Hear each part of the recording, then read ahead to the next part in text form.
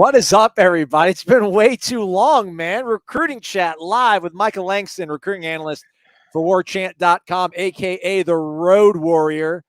Fresh off this trip up to Colquitt County. Yeah. I heard there's rumors you might be going back into the Peach State later this week, Michael. Crazy. I'm still figuring the plans out. I don't know what I'm doing yet. I might have one more trip. I'll let you guys know when it's set in stone, but I'm still figuring some stuff out. But yeah, I'm trying to do a little more. It's the bye week. Want to give people some kind of stuff since the bye week. I can get out there and do more traveling out there and get some see what's going on. But certainly I will definitely going to see a top prospect in the next day or so. So that's kind of my plan. All right, man. So let us know. Actually, before we get to that, they should subscribe to warchant.com. Everything Michael's about to tell you has probably already been posted over on the premium recruiting board over on warchant.com for our valued subscribers over at the Ultimate Seminoles Sports Source. But if they don't want to make the plunge to do that, which I get it, it's money. It's money well spent, though. What can they do in the meantime? Show some support, show some love, Michael. Oh yeah, it's free, man. Hit the like button. It's really easy. It's fun. It's the cool thing. Kids are loving it. Like the kids these days want it, and it's an easy thing. Like we don't ask a lot of requests, so just hitting the like button certainly helps us promote all this stuff, and it's great and it's easy. And we like to keep things easy. So just do that for us, guys, and that's really all we ask. You guys give us a lot more than that, but if you could just hit the like button.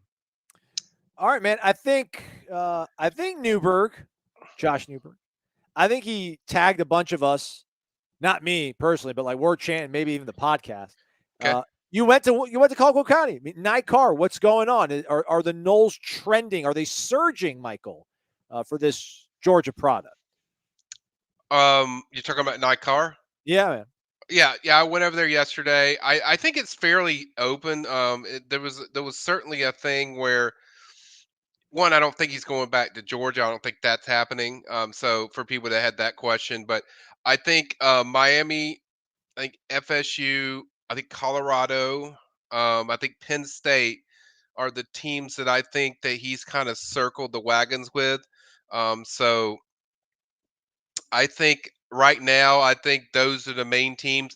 And I also feel, and I said this last night, for people who can read our nuggets and stuff, I feel like while this kid is very good, I've seen him in person like 2 or 3 times.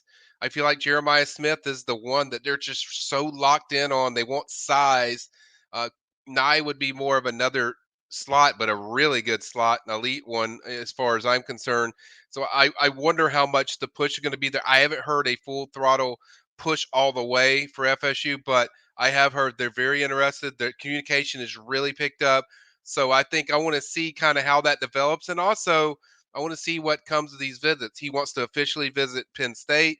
He said he wants to visit Colorado a few times, which is unofficial and official. And I think obviously he wants to see FSU. And I think he wants to see Miami, who I think's certainly made a big boost. I think FSU and Miami are the teams like that I hear the most frequent because those are the ones that have worked on the hardest. But I think right now that's kind of where I sit in this. But I think it's a wait and see because he even told me, "Hey, Mike, I'm not doing anything till like December. I'm he's not going to be in a rush to do another decision." So I think right now, if I had a gut feeling, I'd say the other 3 teams I mentioned are probably higher because we're waiting for that full throttle push from FSU. But I do get the sense, though, if they did, that the preference is FSU. That's kind of feeling I get being around Landen, being around this offense. He loves what their offense is doing. That's a big key to Nye. That are they going to pass the ball? And I think that's really the big deal. So I think that's kind of where things sit with Nye Carr after my visit to Moultrie, Georgia. By the way, Nye is short for Nyquavion. There you go. I ain't calling you Nye ever again. I'm calling you Nyquavion. Nyquavion. That name is beautiful. I love it, man. What about Landen Thomas? Anything to glean from what he had to say? It's pretty standard. He's going to be here for the Virginia Tech game next weekend. Probably going to be here the following weekend, and probably going to be here the following weekend after that. So I think he'll be there at FSU often.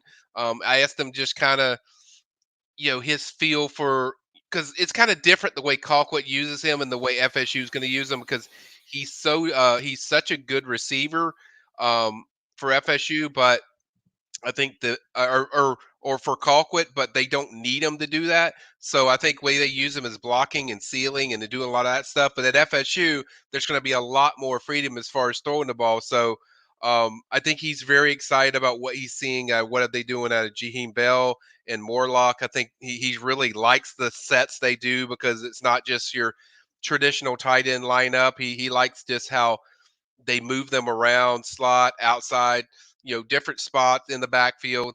So I think that excites him a lot, and certainly just the culture. So I think he feels really good about where he's going to be. Told us like after the Lee County games, like, look, man, this is where I'm going. So he's been thinking about it for a few months, to shut it down. And sounds like that's where they're at. But certainly a guy that seems to be pretty excited about the way he's going to be used at FSU, and he's a damn good one. He's going to be another big weapon for Chris Thompson and Mike Norvell in that offense. Back to Nyquavion real quick, Michael. Antoine Stone wonders, why wouldn't FSU push for him? Well, they have a lot of spots, and I just gave you, Antoine, the reasoning. They have several slot guys that are already in the class. You have B.J. Gibson. You have Lawayne McCoy, who can play outside and inside, and you also have Camden Fryer, who's also another slot guy. So they have several slot guys that are already in there. They need size in this wide receiver room. They don't need consistently just keep landing slot guys. Size is what they covet in this class. So, and then Jeremiah Smith has that. Jeremiah's 6'4". He's physical. He's kind of Keon Coleman type built. So that's why the preference is focus on him, and you don't want to take too many receivers at the end of the day. So I think the main thing is the size is a real big deal to Dugans and Norvell, and that's kind of I think the reasons why I wouldn't say they not pushing for him. I just say that Jeremiah is the kind of the locked in focus of them, and then later if there's a surge where they feel like there's room, I think they'll certainly push for Nye. But that's kind of the reasons behind it. Our guy here, A Spoon, pointing out, did Landen Thomas drop out of the top 100? I just had it up there, so maybe I did. I didn't even realize it. No, I mean he's 33. I think he dropped to 33, if I'm not mistaken. All right, there you go. Oh, but no, that's the industry ranking. But here on 3 right here is 106 nationally. Okay, my bad. We'll work on that. I mean, but not to have inner, on 3 violence, but I mean, look where he's ranked at nationally from some of the other services in the 106. So the 106 is a bit of the outlier. So yeah, 33 is the consensus. Okay. That's what I was looking at. But yeah, I mean the thing is, like, I mean, I'll be honest, like, man, when I first started doing this, Aslan, tight ends never got like more than a 3-star ranking. Always, like every year. I mean, Nico Lear was in there. He's the #1 tight end in the country. He was 3-star. Like now, it's kind of they're getting some value to what they are. I don't think it's a big deal, for him dropping. I mean, he's still essentially a top 100 prospect. Is that severe to me? Yeah, I think that's a little bit too much. I mean, I would definitely have him in the personally, I would have him. I would keep him in the top 30, top 25 because he's that good because he impacts everything around it. But I get it. Other skill guys are going to be more attractive as far as a prospect compared to the tight end. So I get it if you don't value the tight end as much, and it just depends on how you value the tight end. But for me, yeah, I would have probably kept him in the top 50, but I don't think it's a big deal whether he's 100 or whatnot. So um, I just don't look at it as like a move the needle type of thing for me. I think he's still highly valued, and whether he's ranked or whatever, I mean, he is what he is. But I just think it comes down to what you value more: a talented receiver, quarterback, running back, or you value a tight end that can do a lot of different things. It's just I guess a preference. Let's get to your questions, everybody. The show's all about you. Get involved. Post your questions in the chat. We'll pop them up if I feel like it. Weldon Taylor, do we need to worry about Charles Lesser and KJ Bolden flipping? Yep, I covered this, guys. If you go to the Premier Recruiting Board, I did a step up to the mic is what I call it on my Tuesday thoughts. I went over this. I will address it here now. That no, I think there's concern just because anytime a kid visits, I mean, you're lying if you say you're not concerned. If there's not just a little bit of concern, is it a high concern? No, it's not. I feel confident about both of those guys signing with FSU. I do. I think Charles Lessel will sign with FSU, and I expect KJ Bolden to sign with FSU. That's what I expect. But I'm not going to tell him that all the juicy stuff that I put in there because that's for the premium people. But that's my feeling. Regarding their recruitment, I think both of these guys are likely going to be there either Virginia Tech weekend or Syracuse weekend the following weekend. So, and I think both of them are probably going to be back for the Duke game, from what I was told from people around them. So no, I'm not too concerned. I know people get concerned when these recruits take visits, and then they start getting nervous because FSU's not hosting visits, and it's like I only start worrying when you know they have weekends and they don't come to FSU for visits. Like when that stops, then yeah, that's a sign that you're concerned. But I haven't heard anything alarming to me that tells me like, hey, I think these guys could be flipping their will flip. I think I feel good about where FSU stands with both of them at this point. What are the threats? I've been under a rock just following the team that's 4-0 and ranked in the top 5. So is Florida might be a factor for Charles Lester, and what KJ Bolden is we're always going to be fearful of Georgia, I imagine. Is there anything Yeah, I else? mean, yeah, I would say with Charles, you're always fearful with Colorado. Certainly with that, there's Colorado scares me more just than Florida, just because I've mentioned how the connectability to Dion and stuff like that. But Charles visited Florida. He liked it, but then later, when he got back communicating with FSU, everything was cool, and then he put up a tweet. Basically, it's like locked in, whatever. So I just I just think kids are going to take visits, and now with social media, it's everything's so public and free that you react in a different way, and people don't know.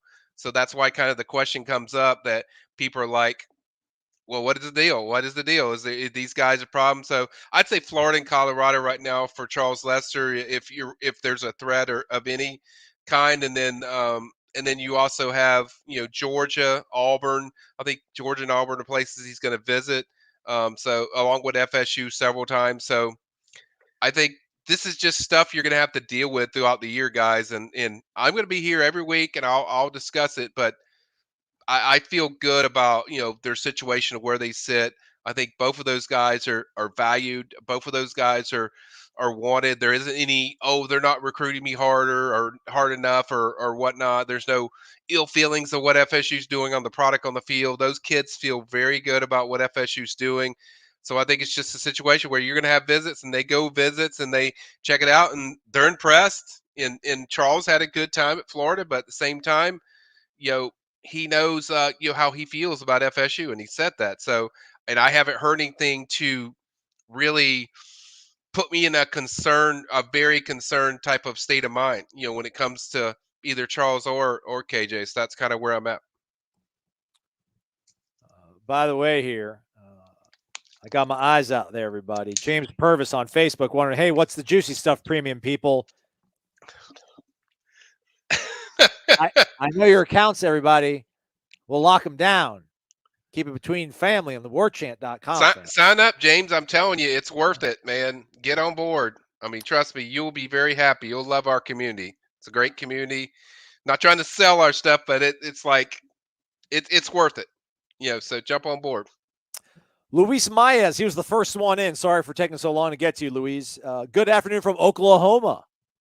Shout out Sooner State. If you had to pick 3 positions, Michael, that we would hit in the portal, which would you pick? Luis thinks defensive end, defensive line, so maybe interior, and then safety. Honorable mention, the linebacker. Yeah, Luis, a lot of that depends on what we see them finish with the class with. So I would say outside right now, my personal opinion would be defensive tackle. That will be the number one pick, I think, for FSU from the portal. That will be the number one thing I think they go after. I agree with you in defensive end and linebacker and safety. I think all those are places I think they will address from the portal. I definitely think that, but a lot of this depends on kind of what they sign in high school, because that's kind of going to dictate the holes. Like I've said before, FSU just doesn't go to the portal just to get hot names. They're filling holes that are major, like needs that they feel like we have to get this guy, because this guy, Keon Coleman, Jaheim Bell, these guys on the offensive line, Keon. Fisk, all of them. These are holes that we're filling that we don't have, and so I think that's what we'll see once the high school thing wraps up. No quarterback? You don't think they'll go into the portal for a quarterback? Could be possible. I think it's. I look at this situation with the quarterbacks this year as almost like an interview, where Jordan's gone, so you guys got to show me and give me a reason why I don't need to go to the portal. So make like I said, the holes. So I'm not going to rule it out. It's certainly a possibility. So I look at it. I'm very interested when all these quarterbacks get in there. It's like, can you be that leader of this offense when Jordan's gone? And that's going to be Mike's ultimate decision. He's going to have to decide. He stuck with Jordan when a lot of people said, "Man, here, don't do it, coach. Go get a real transfer quarterback." And so it's really going to just be his call, how he feels. And I think, but I do think it's a possibility, and I think it's going to really depend on how comfortable Norvell is with these guys going into that next season. Speaking of quarterbacks, easy living. Michael, do you think Luke Kromenhoek will come in and compete right away in the spring at quarterback? I think Luke will do really well. If you're asking me, he wins the job. I think it'll be similar to kind of what we saw from Brock, where we saw Norvell rave a lot about him, and maybe there's some things that Brock does better than anybody else on the roster. But you still have to learn the stuff, and that takes time and game reps and stuff like that. I do think he'll make a splash. I think it'll be similar to Brock, probably even a little higher, because I think Luke's the best overall prospect that they have, that they brought in at quarterback, in my opinion. So I think he's going to add a lot more. He's going to give you a little more juice. I don't think if you're asking for a starting position, no, I don't think he's going to be that good, but I do think he's going to push them and push other guys. And I do think he will certainly flash if everything kind of goes the way I think it will go, because he has the arm strength that Brock does. He has the mobility. He has everything that you're kind of looking for. How he manipulates the pocket is really good. But there's also a learning curve for kids that come out of high school at quarterback to college. I mean, it's going to take time. So I'm not going to predict like a starting job or anything, but I do think he'll have a similar, if not a little bigger boom than kind of the way I think things went for Brock Glenn, this year so far. Noel Cab. I wonder if he's a fan of Cabernet Sauvignon, or maybe just drives a cab. Okay. How is Luke's senior season progressing so far? Is he living up to the ranking hype? Well, he keeps going up in the ranking, and we talked about rankings earlier with Landen. Now Luke's all the way up to 21 nationally. So I'd say he's living up to the ranking. Now, as far as my personal eyes and what I see, yeah, Luke's done really well. Had a really good season. I think they're undefeated. Beat a really good Ware County team over there in Georgia that won a state championship the year before. They're playing really well, and Luke's having to do a few extra different things, like a little more running, a little more, improvising as far as making plays. And so I think he's living up to everything. I think he's as good as I think most people thought he was, and I think he's even showing even better kind of stuff that a lot of national, analysts and stuff that evaluate him probably didn't realize he's so far along as far as in a lot of areas, and a lot of that's more so passing and the way he sees the field. Apparently, according to Max Preps, it looks like, I don't know how many games this is for. 5 games? That can't be 5 games, but they had him for like 10 touchdowns, 2 picks, and 812 passing yards. Yeah, easiest way to follow that, guys. We have a thing called Friday Night Rewind. Oh, it's on the front page of Warchant. It tells you the stats every week. See, I even got to educate Aslan, my boy. So I mean, I got to hook him up. I appreciate it. Yep. Let's see here. Michael Flynn or William Flynn, not Michael Flynn. He's that would be weird if he was watching our show. It William would. Flynn. Good afternoon, guys. Michael, is your job easier or harder with the success that Florida State is earning or having? Oh man, William, much easier. It's always easy. We want positive stuff. I don't like bringing people bad news. And it's good for business when and Aslan can attest to this in the team side of things. When things are good, it's easier to your product. It's easier to sell. People are excited about it. Fans are excited about it. You guys watching this is excited about it. Our members are excited about it. Same thing with recruiting. When you're good, everything's rolling. It's exciting. People are happy. And there's a lot of positive buzz around this program and everything they're doing. So definitely makes my job a lot easier. Now I'm still going to grind. I'm going to grind whether it's bad or good. It doesn't matter. I'm going to grind, but I don't have to do as much stuff as far as digging and stuff, other stuff like that than I do, when things are bad. It's kind of like it's more forced when things are bad, but when things are good, I mean, it's really it's very smooth and it's kind of just everything flows into itself. But that's a good question, William. By the way, amen to brother Don out there. We won't repeat what he said, but just amen, brother. Amen. Okay. Matter Daddy, Jamie French, 2025. Possibility? Question mark. French with two F's in his last name. Yeah, he's from the same school as he's at over there at Mandarin High School in Jacksonville, Florida. Same school as Chamel Jones, FSU's quarterback commit for 2025. He is going to visit FSU a few times. I've already been told. He's only 2025, so slow the brakes. But I think he's still very open to a lot of teams. I think it certainly doesn't hurt FSU that this Alabama doesn't look like the Alabama I think we're used to seeing, year in and year out. So I do think that helps them. I think certainly it helps that, Chamberlain's in his ear, that he's going to be on campus a few times. So yeah, I would say he's a possibility. Now, would I put him as like a flip candidate? No, not yet. But I would think he's a name to pay attention to, throughout the year. That I think FSU can really set the bar and set the tone for this offense and what they're doing. So I think that's something to keep an eye on with him down the line. Not so much something that's intimate that they're going to flip him. I think Jamie's a guy that is very high on what he's seeing with this offense, and certainly, and the 4-0 start's great. Not to get on the team rant or anything, but it would benefit them, in my opinion, to get more slot stuff going in their offense. I think that will help with recruiting even more. I think kids are excited about Keon. Kids are excited about Bell and Wilson, but I think they want to see more of the smaller guys and see what they do in space and stuff like that. So the Kai Douglases and the Destin Hills and stuff like that. So I think that will even take this to another level with their offensive recruiting and receiver recruiting if they can, kind of showcase that in the next 3 weeks. I like how he was doing the gritty, but they cut it out real quick. Yeah.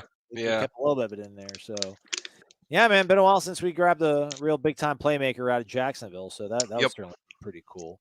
I guess back to the portal. Although Cornelius, come on, man, let's not slander our own environment here. I think Florida State's built to play in any conference the way they're built right now. But do you think, Michael, that Florida State should be hitting the defensive and offensive lines hard with possible conference change? I mean, I don't think if you're an FSU staff, it changes kind of what your mentality is of what you want in your team, whether you're in the ACC or the SEC or you're the Big Ten. It doesn't matter. FSU's going to do what they do. Like last time I checked, they played LSU. They got some pretty good big dudes there. So I don't think it really should change anything of what your principles are. But I think they are hitting. If you look at the offensive line, they have, I think, 4 commits. And then the defensive line, there's defensive ends. But yes, I've said many times they're going to need to ramp up the stuff with defensive tackle recruiting. They need some guys. Now, there's some guys that I think they're very involved with. Nasir Johnson committed to Florida, 4-star defensive tackle. 4-star defensive tackle Artavius Jones. Those are 2 guys I know they're high on and they're hitting. So they have to get more of those guys in here. But I don't think you should caveat it with possible conference change, or they should change what they're doing. The FSU's not going to change what they are or what they're doing. Like Mike Norvell is not going to change who he is of the way they run the program, regardless of what conference they're in. So, but I do think they're definitely hitting those both places hard. It's just we see more of the results on the offensive line than we're seeing on the defensive tackle position, and that's something that they have to improve on. I don't like rewarding bad behavior. I think bad behavior sometimes just posting the same question 3 or 4 times in the chat, trying to like push to get it on the show. Okay. I think Seminoles FTW 23 is good people for the win. I don't know. IDK, Michael, if y'all heard, but Cormani McClain having a rough time at Colorado, it's starting to seem like he might jump in the transfer portal. Is there a possibility that Mike Norvell, maybe Jay Norvell or Mike Norvell? We don't know which Norvell, but is it a possibility that Norvell will come after him? Mike Norvell, likely not. I don't see that happening. I just don't see it happening. I think there's certain fits that Mike looks for, and that kid ain't it. As far as what things went on in that recruitment, so I would be very surprised if you see FSU like go that direction personally. Plus, I think they're doing really well in DB recruiting for high school. I talked about holes. You're not going to go into holes if you don't have a hole. You have a lot of talented, guys that you brought in from the previous class. I think Edwin Joseph, Conrad Hussey. I think those are guys that we'll certainly see a lot more of throughout this year. Hopefully, KJ Kirkland. There's several guys in there, and then this year's recruiting has been outstanding. KJ Bolden, Charles Lester. There's a bunch of guys in there that are really talented. I don't think they have to do that, and I don't think even if they had that option open, that it would be a possibility. That's my opinion. All right. What else do we have here? ML1219. CJ Hurd moving to linebacker when he comes to Florida State.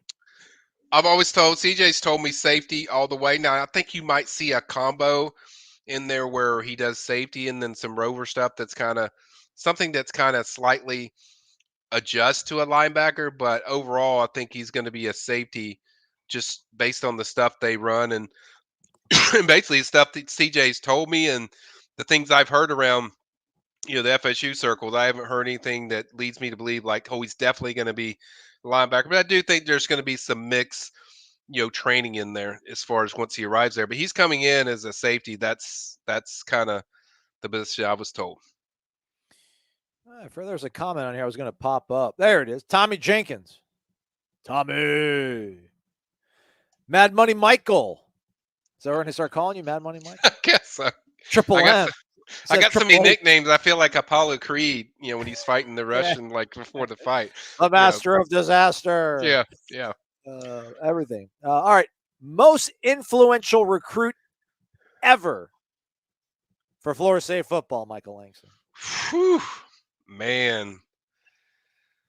Oh man, that's tough. How do we define it? Like influential in terms of like creating more buzz and getting more guys on board for a particular recruiting class, or I will say this. I'm going to tell you some, like, because it's hard for me to separate Charlie Ward from Chris Winkie to like Jameis Winston, but I will show you the guys that I think changed stuff because of who they got in there because they hosted them. Leon Washington, best host I've ever seen in my life.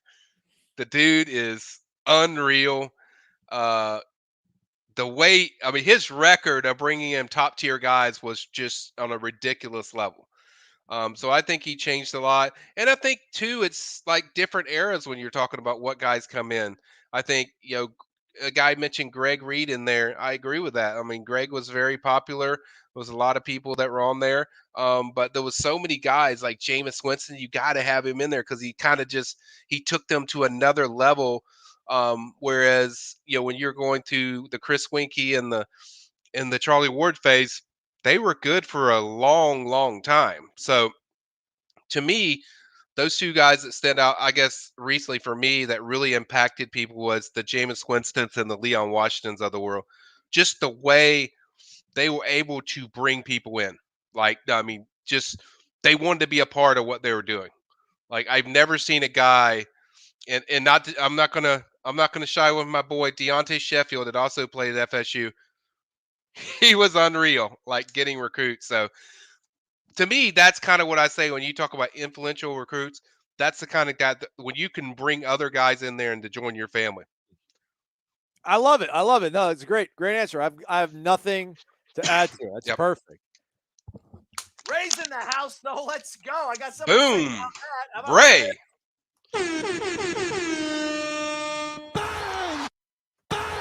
Big ballin', smashing, making my ends.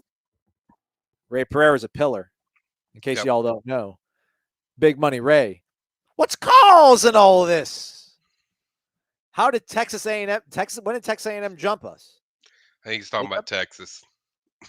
Oh. I don't think Texas A&M's jumping anybody right now. So maybe it means recruiting rankings?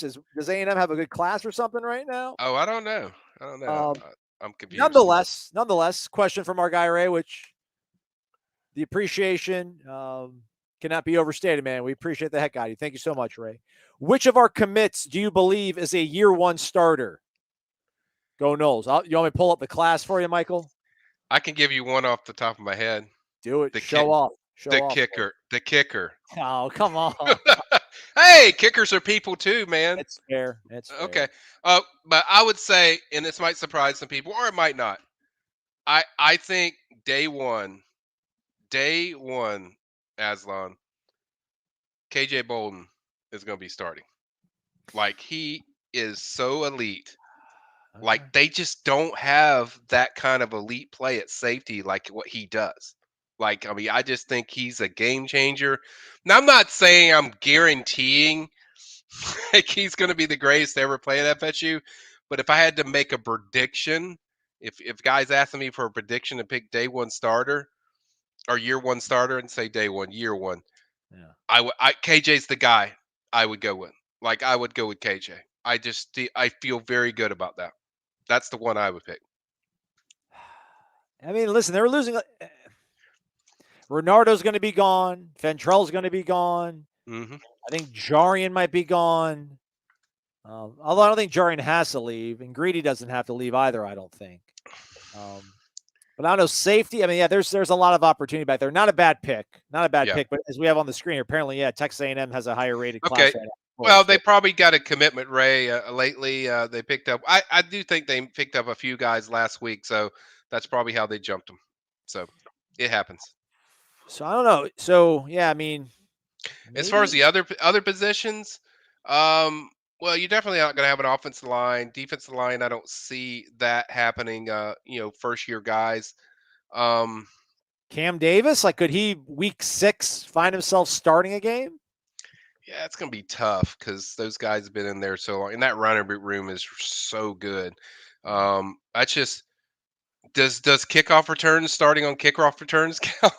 I mean, as a starter, I mean, so you might have some guys there that I could think you could see, like a Charles Lester or somebody like that. No, you're right, though, man. I mean, KJ Bolden's the answer. There's a reason why he's got that red plus next to his name, right? Mm-hmm. So, yeah, he's special, and I just think that's the guy I'd go with if I was picking one. Hey, Ray. Good one, Ray. We'll see you soon, brother. I think he might be coming back down for the Miami game. We'll be in Houston for the national championship game. There you go. Lost. There you go. Crossed. I like it. Young Seminole. How are we looking for Xavier Mincey? Yeah, it's Mincey out of Daytona Beach, mainland. I still think there's work to do. He's going to be going back to Florida, but he's also going to visit Florida State, I'm told, in the next 3 weeks. So I think he does want to check out FSU again. I think Florida and Miami are probably the leaders in that. Young, I think there's probably a better chance with a guy like Kai Bates or either Orlando Edgewater or others. But they're still working it, but I think it's going to take some time. And there's work to do is catch up with those guys. So I'd say Florida and Miami, and probably Florida's the leader. I didn't want to interrupt you because you're on such a good heater there, but I did feel like I had to maybe speak up for the old heads. I didn't know they're out here. I thought YouTube's for the children. But as some old heads here talking about Ron Simmons, because what I've heard from so many people, like Corey, who knows the history of Florida State inside and out, was that like the Ron Simmons commitment back in the day, that was a real big kind of eye opener. nationally for people about Florida State. It was like, yeah, man, if he is considering Florida State, obviously Florida State now is completely thought about differently than they were in 1970, whatever it was. Yeah, and it's also, you're talking about a question that's loaded that could take in a number of ways. You said influential. So when I say influential, I mean guys that are going to help bring others into the program. So well, he did. I mean, him coming to Florida State's what influenced other people to think I'm about. sure. Yeah, and like I said, it's different eras when you talk about like the Ron Simmons era in the '80s. I was born in '71, so obviously I know who Ron Simmons is and when he played. But you had a lot of different guys that came in different times. Sammy Smith, Larry Key, a lot of different guys in the '80s and the '90s. Certainly Derek Brooks. That's a big time one, I think, as far as influence. So I think it really just depends on different eras. And no matter what you say, there's always going to be one that you leave out. Yeah, that's true. Seminoles FTW 23 is back. Is there any chance Florida State flips Jeremiah Smith? Yes. Next question. Yeah, it's definitely the one. That's the number one want. And certainly he's going to visit FSU for the Miami game. He's going to take an official visit to FSU, and certainly a guy I think you'll see on campus often. All right. Our guy Antoine said that he asked about Kai Bates earlier. You just mentioned him a second ago there, Michael. Is he more coveted or Jamari Howard? Oh, I think they want both of them, Antoine. So I don't think it really matters who's coveted more or isn't. I think both of them are highly coveted. I think probably with Kai, he can play a little bit. He's a little more versatile where I think you can use him at safety and corner.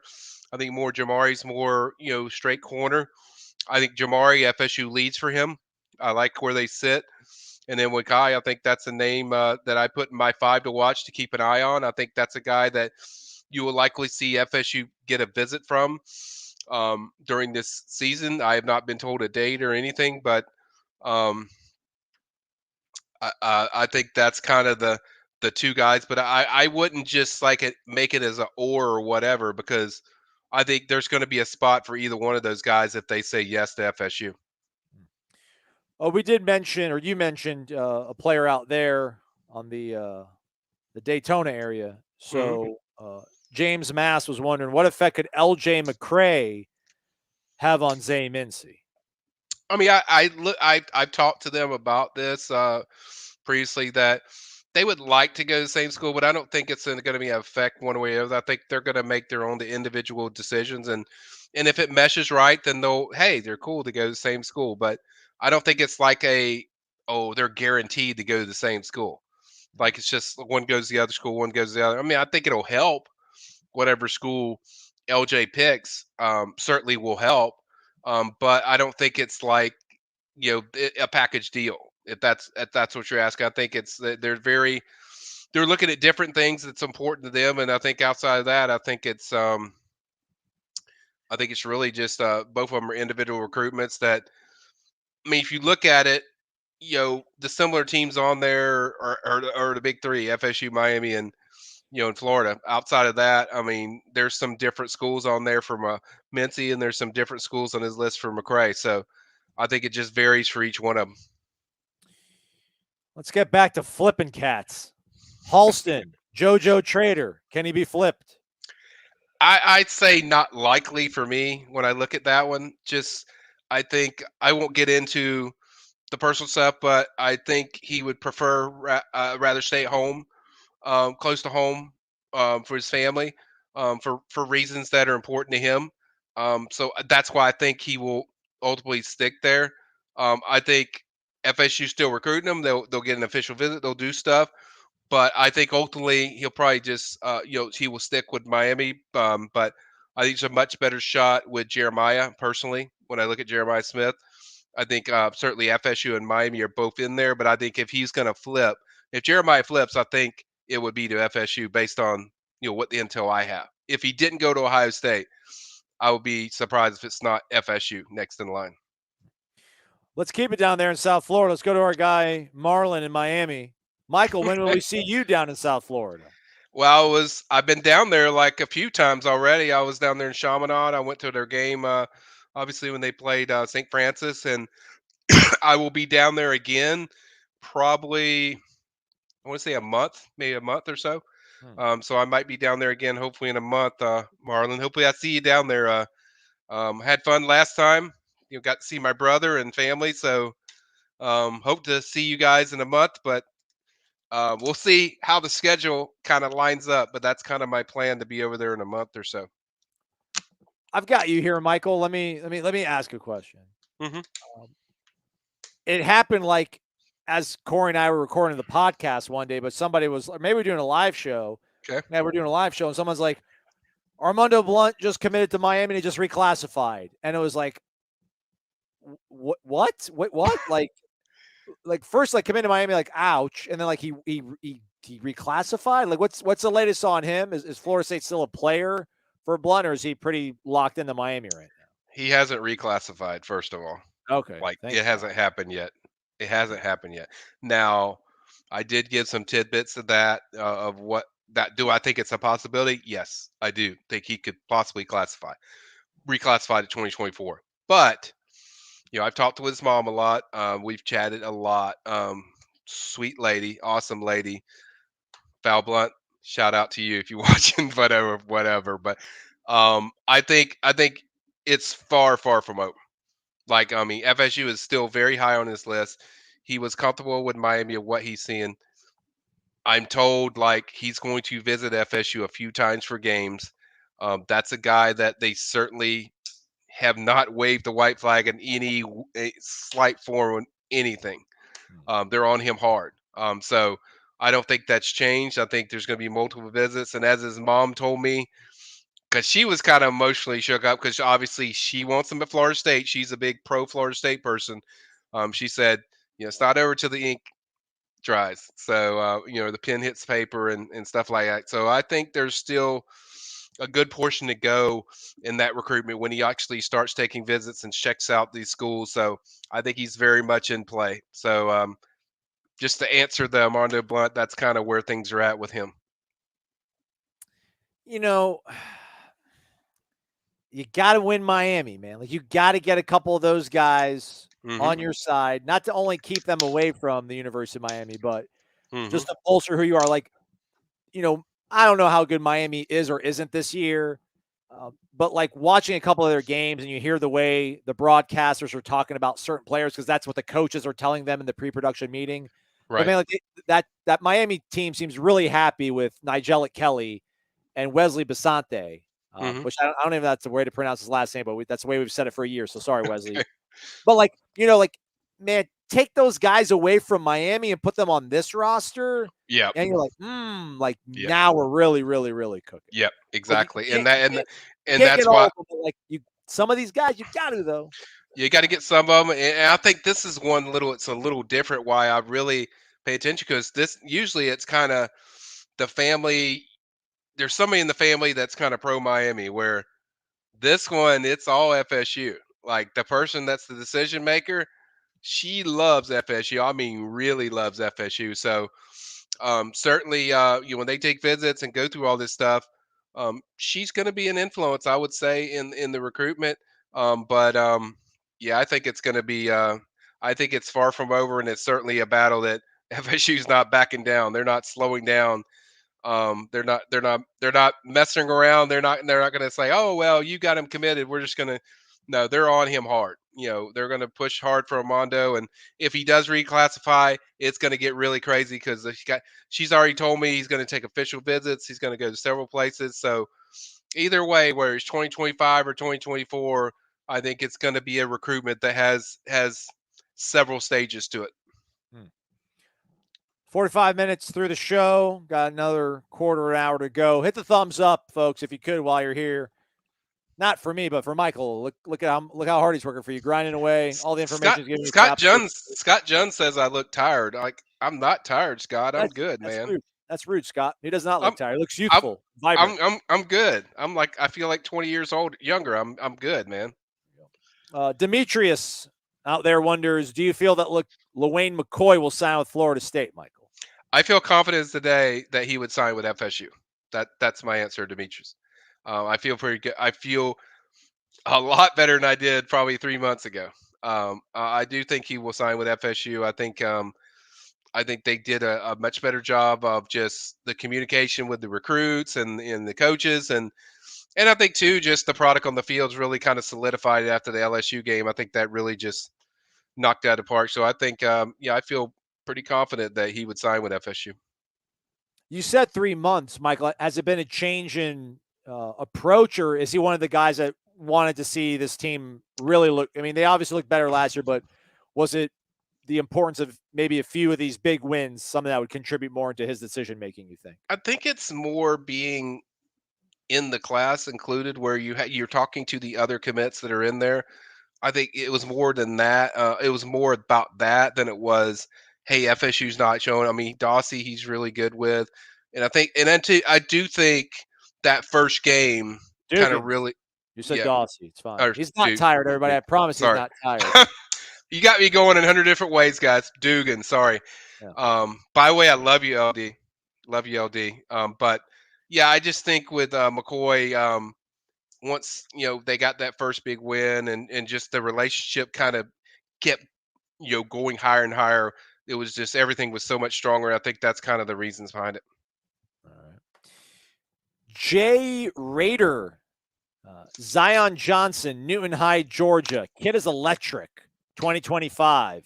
Any thoughts? Any word on whether or not the staff is on him? Let's do it, man. Let's do some evaluating, man. Let's Oh, do it. all right. Let's do something. Live, rough evaluations with Michael Langston. I know the name, but I want to watch it. See some stuff. All right, 5'9", 175. Apparently, Kentucky hot on his trail. 4-star. We'll turn now and see if I can find some huddle film of this young man. There we go. So it's out there. It's a beautiful thing. Another slot guy. Love the slot guys. A running back. Somebody was asking, do you think the wide receiver room has gone too crowded? That might be coming up here short, but let's check it out. Here we go. Here we go. Okay. He's fast. Okay, that's electric. Yep. He hits the edge good. He's fast. Who's he playing against, though? You got me on speed, Jay. I think speed-wise, I like what I'm seeing. Okay. He's pretty smooth. Okay. That was pretty absurd breaking. There you go. Fighting up. Look at that. All right. I wasn't a small guy that he broke the tackles off of. All right. Coach Yak, where are you at? Coach Yak's going to be watching this later. But yeah, they love speed. So yeah, I think this is a guy they would probably look into, Jay. I mean, based on what I'm seeing, I like how he absorbs contact on one guy. Now we're not seeing multiple contact of what he absorbs, but and then the speed. I mean, it's just electric. He's really good at seeing the blocks and how they set up. So yeah, it's good. All right. Looks good to me. Let's see what we can do. I want one of these kids to work out one time, man. I want just like this one name that none of us have heard of, and we talk about him on the show, and then he gets recruited, and then like 2 years later. I think this is one. I think this is one. I think this is the one. Okay. I think I'm gonna. We'll see. You got 85 scholarships, guys. What's gonna hurt to give him one? That's all I'm saying. That's all I'm saying. Jay Rare says Westlake tape from last week. I don't have access to that. Maybe it's on the huddle, but I pulled up his season highlights. So we appreciate you bringing that to us, Jay. Thank you, man. Yep, good stuff. Do you know about a Foley receiver? I don't know if his last name's Foley or is he from Foley, Alabama, but Roy Williams, not the former head coach of Kansas and North Carolina. That's a new one to me, dude. That's a new one to me. You got to give me names, guys. You got to give me cities, and you got to give me kind of a name, a first name. Just one. Elijah Bo Barnes. Do we know this guy? Yeah, Elijah Bo Barnes. He's out of Skyland, Texas. 4-star linebacker. I know people love that. And he was very high on if you go read the recruit reactions from all the ones we put up for the FSU Clemson game, he was very high on what he saw from the FSU program. He is going to be over there at Texas this weekend for their game against Kansas, a battle of unbeatens. But he's a guy that's very interested in FSU. And I know most cases you'd say, oh, Texas all the way because they're playing good and they're playoff contenders, but he's very close with the new guy they added, that linebacker from the last year's class. Dylan Brown Turner? Yes, Dylan Brown Turner. They are very close.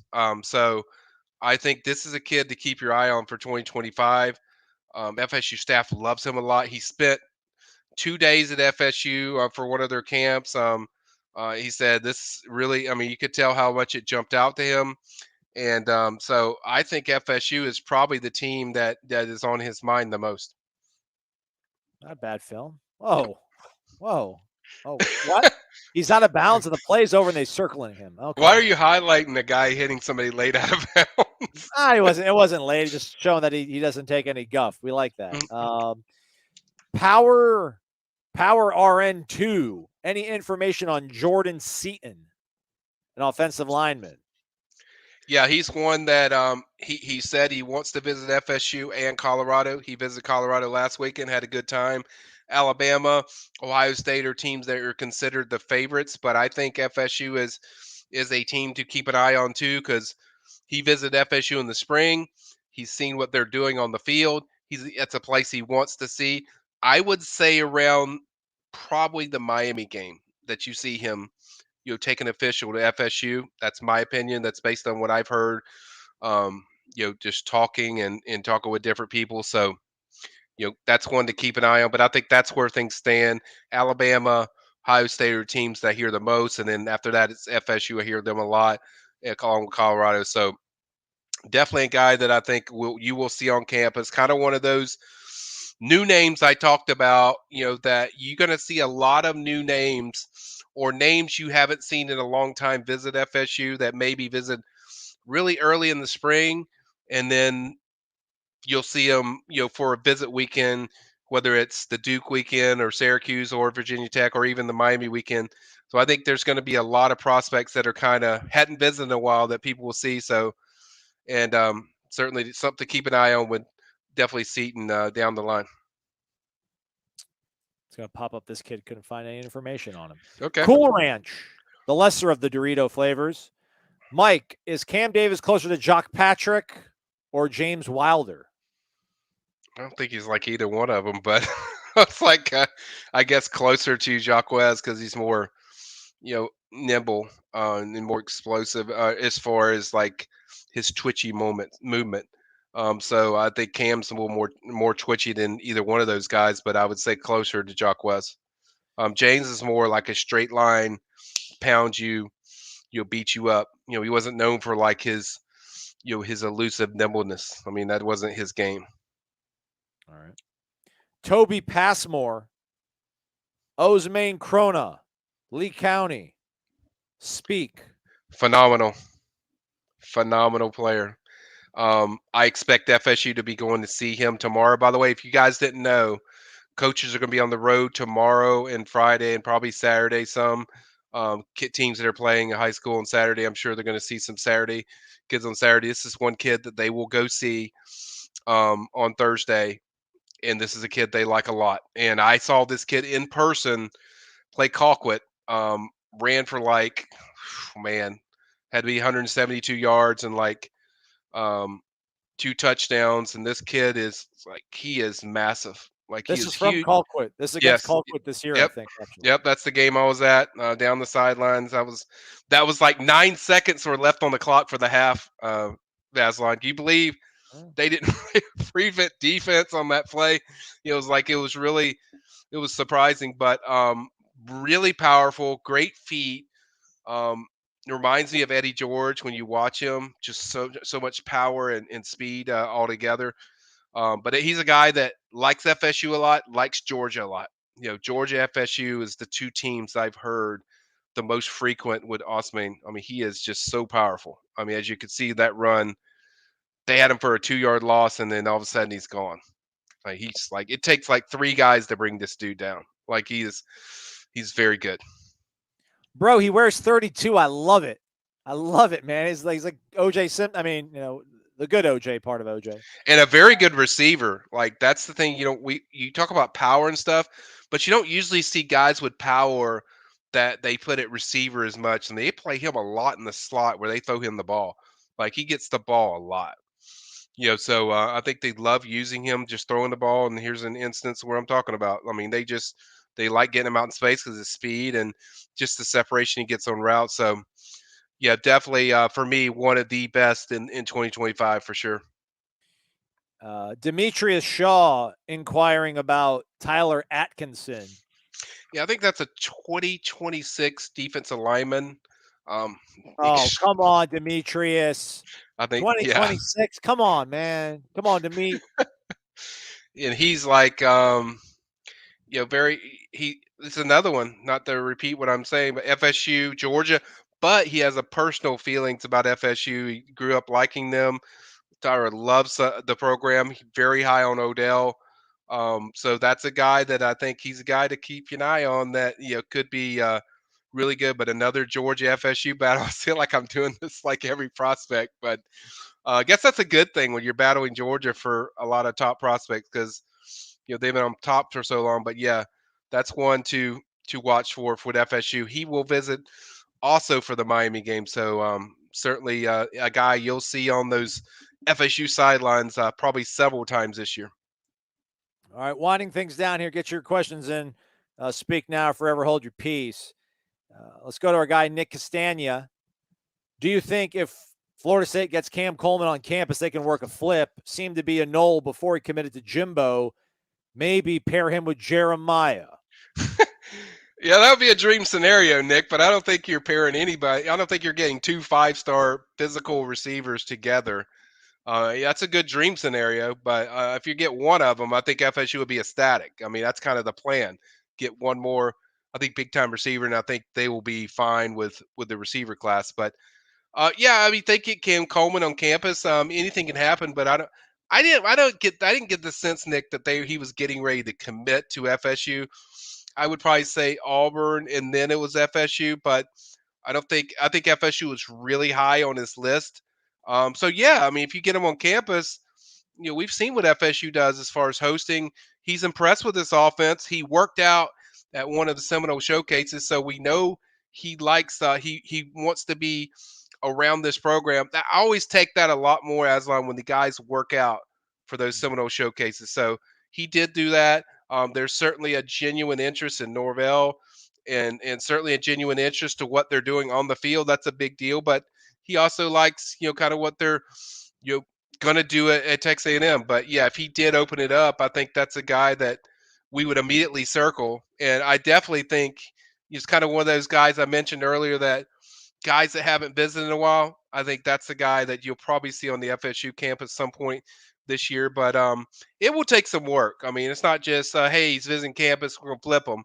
I don't think it's like Jeremiah where there's been consistent visits over and over. So I do think if Cam visits, you probably need to do another visit. Then it gets kind of really serious. But I still think there's work to do with Cam. I wonder if Greg Turner's got his Cams confused, or if he did mean Cam Coleman. I don't know. There's a lot. There's a lot of them. So, Coleman's a popular last name, so it is what it is. I explained it anyway, so there you go. Most underrated recruit 24 class. Matter Daddy wonders. He says BJ Gibson.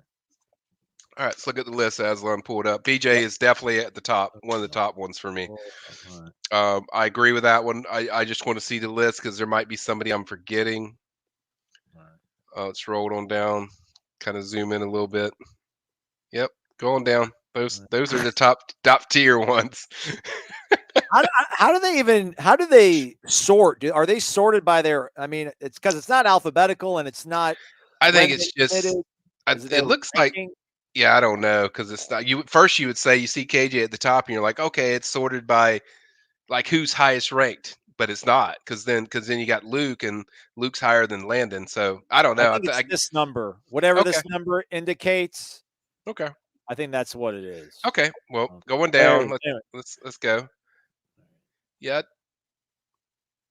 So far, I would agree with the BJ Gibson one. Based on what I've seen. Hard to call a 4-star underrated, right? Yeah. Well, the BJ's 4-star on 3. It looks like.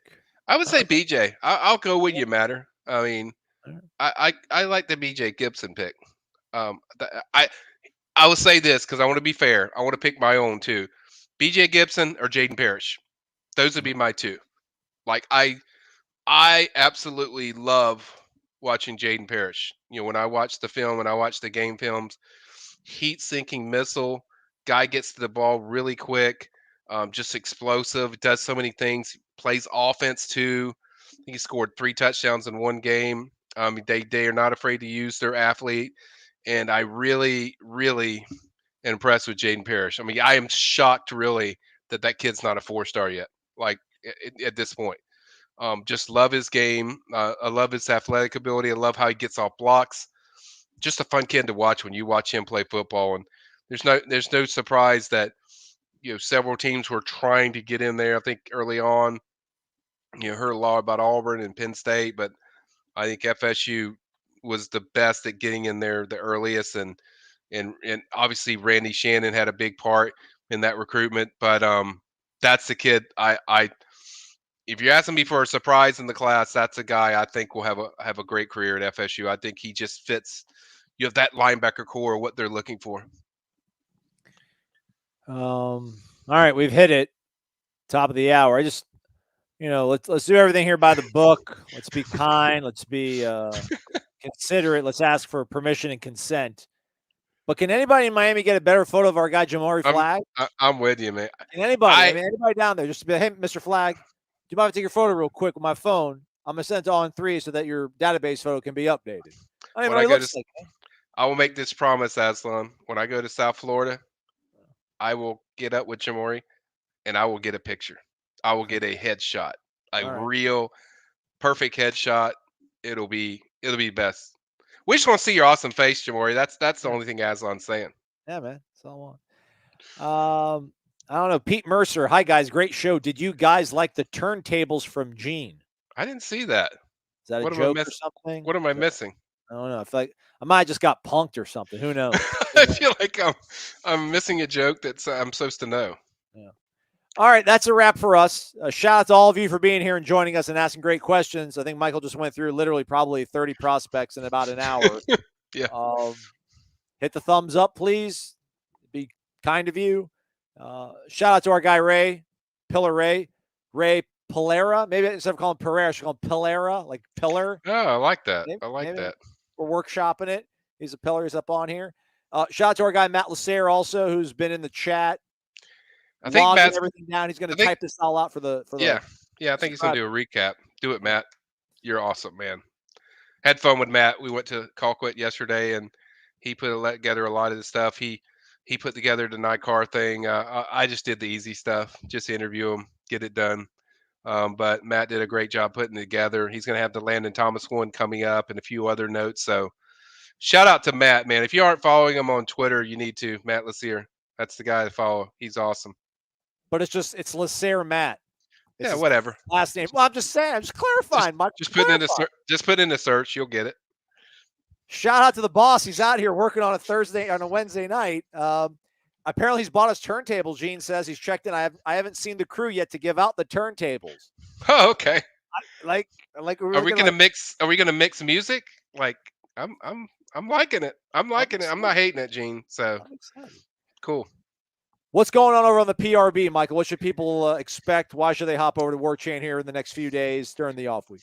Yeah, we have one more feature I'll do. I'll do some travel in one more day, and then we'll do a little feature, and then certainly we'll have a lot more coming up. We'll answer your questions. I'll get to those later tonight, and then I'll also probably do. I'm going to do a junior breakdown of 2025, like 5 prospects for each class. For offense and defense. So I think that's something that I'm going to be working on coming up either this week or next week, guys. So that's kind of my next thing. And then get ready. Like I said, guys, I'm getting ready for that.